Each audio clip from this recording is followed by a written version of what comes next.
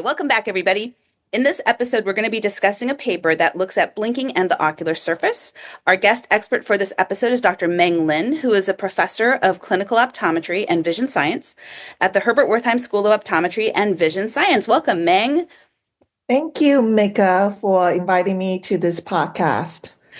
Well, the reason why I wanted you on this podcast is because you authored this article, a pilot study of the impact of repeated blink refrainment on ocular surface temperature and the interlink period by Lee, Graham, and you, published in the Academy's journal, Optometry and Vision Science. So can you tell us what was this study looking at?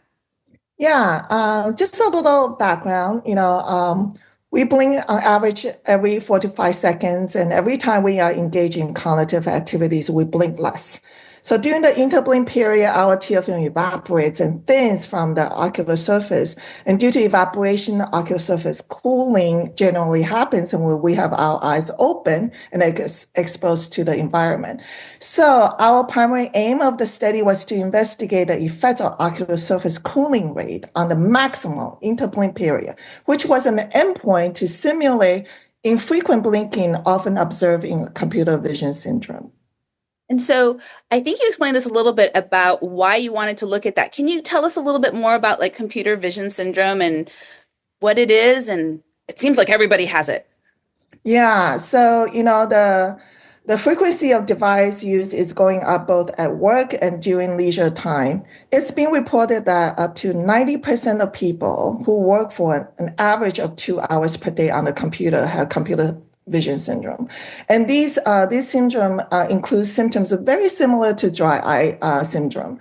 As mentioned previously, the hallmark sign of the computer vision syndrome is infrequent blinking. We need our normal blinking pattern and rate to maintain robust tear film, and because the blinking is so important for introducing fresh tears, with distributing the existing tears and facilitating tear drainage. So if you don't blink, it's absolutely detrimental to the tear film stability. And so in a previous study that we have, we also established using infrared thermography to show the cooling of the ocular surface during the interblink period corresponds to tear film thinning and evaporation. Therefore, we hypothesized the computer vision syndrome also has an evaporative component. Fantastic. So can you tell us a little bit about this pilot study? Yeah, it's a pilot study. So there weren't a lot of subjects in the study. A total of 15 subjects completed the study, provided the data for analysis. And basically, we asked each subject to expose to this stress test. And this stress test was consisted of 20 trials of repeated periods of refrainment from blinking. And then we also measure the maximal interblink period in seconds, as well as measuring the ocular surface cooling, the temperature, over time with the infrared thermography. Okay, and so what did you find? Yeah, it's very interesting that ocular surface cooling initiates a pathway that results in the onset of ocular discomfort and stimulate and the stimulus to blinking. Therefore, faster the ocular surface cools, the shorter the amount of time the eyes can held open. Interestingly, we also found there was a subset of subjects with no or minimum cooling, and they also have very short interblink periods. This seems to suggest that evaporative cooling is not the only mechanism responsible for the onset of ocular discomfort leading to blinking. Surprisingly, the stress test also did not result in over progressively shorter interblink period before ocular discomfort kicks in. And then we did some analysis and found out that this stress test was only effective among people who have who barely has any symptoms and have thicker lipid tear film and also better tear film stability. And amongst male subjects, they actually will respond to stress test.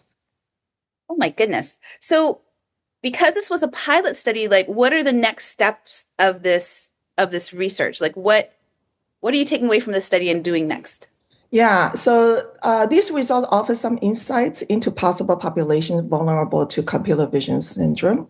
And it also confirms that repeated refrainment of blinking can exacerbate cooling that leads to discomfort. However, more study is needed with larger sample size to further our understanding about why some people's ocular surface does not cool, even with a very short interblink period. The fact that we found two sets of subjects who do and do not exhibit ocular surface cooling also brings out potential issues relating to the utility of the IR thermography as a diagnostic tool for ocular surface diseases. And another interesting finding was that there was no change over the 20 trials in maximum blink interval. Is it due to reflex tearing, or is it a reflection of a decreased corneal sensitivity from tolerating dry eye symptoms over time? Something to explore. So, like any good studies, the results lead to more questions. I see. Okay, so a lot of people who listen to this podcast are clinicians themselves. Based on what you learned in this pilot study, or just general advice, I really enjoy the fact that you run a dry eye clinic. So when I have a dry eye patient that gets a little bit too far along, I like sending them to you. But is there some advice that I should be giving my patients in general, or from learning something from this study? Yeah, so we learned that tear film stability is very important for the ocular surface comfort, also the quality of vision. So what would be, the tear film's best friend is humidity. So what can we do to create a humidified environment for our patient while they're working, looking at the computer? You either have a humidifier right next to you, or I think another option is to wear moist chamber goggles.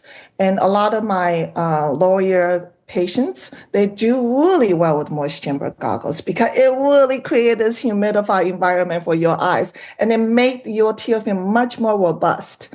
And then again, everybody's needs are different. So you really have to come out with a personalized management for your patients. All right. Well, thank you, Oh, Dr. another one. Can I just add another one? All right, let's hear it. Sometimes I tell patients to set a timer every 20 minutes to just close their eyes. It's not very disruptive. Just close your eyes. So it kind of reset, because if your tear film evaporates, it leaves localized salty area on your cornea. And that triggers the discomfort. So every 20 minutes, just close your eyes for at least like 20 seconds. So that's my version of 2020. Okay, I'm glad to hear that because that's something I actually already do. So now I feel good about myself. But anyway, thanks, Dr. Lynn, for joining us today. Thank you.